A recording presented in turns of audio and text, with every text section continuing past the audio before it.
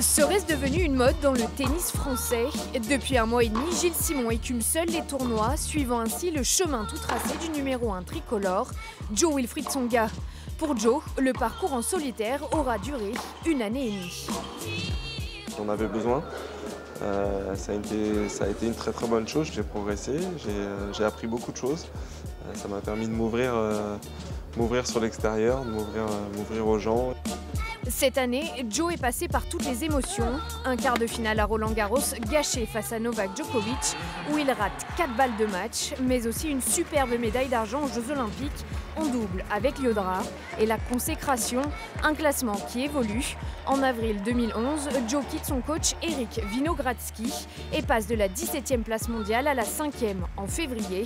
12 places gagnées obtenues seul. Désormais 7e mondial, Tsonga fait entrer dans l'équation un nouveau coach pour retrouver un équilibre. Aujourd'hui, je ressentais le besoin entre guillemets d'avoir quelqu'un avec moi à l'entraînement pour me pousser peut-être encore plus loin. À 43 ans, l'Australien Roger Rashid débute sa phase d'observation avec Jo juste avant le tournoi de Bercy. Discret pendant les entraînements, Rashid accompagne de loin son nouveau protégé au Masters Mills de Paris.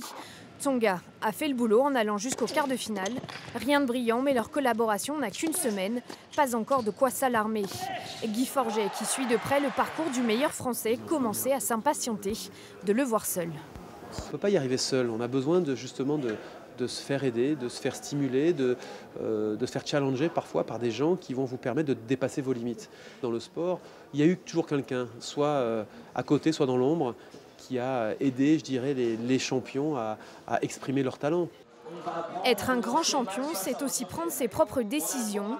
Pour Gilles Simon, le moment est venu de se renouveler pour mieux se jauger. Après 6 ans de collaboration avec Thierry Tulane, il veut désormais s'émanciper et n'en vouloir qu'à lui-même.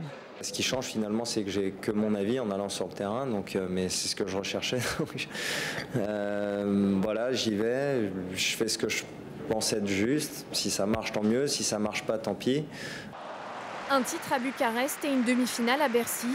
Simon termine seul une saison en demi-teinte, mais pas fâché avec son ancien coach. On arrête vraiment, je pense, au bon moment, dans les meilleures conditions. Et puis je suis convaincu que ce passage où il va être seul va peut-être l'aider à se libérer davantage. Une libération mentale, physique, mais aussi financière. Le coût d'un coach à haut niveau peut s'élever jusqu'à 300 000 € pour un joueur du top 10, soit près de 10% de ses revenus.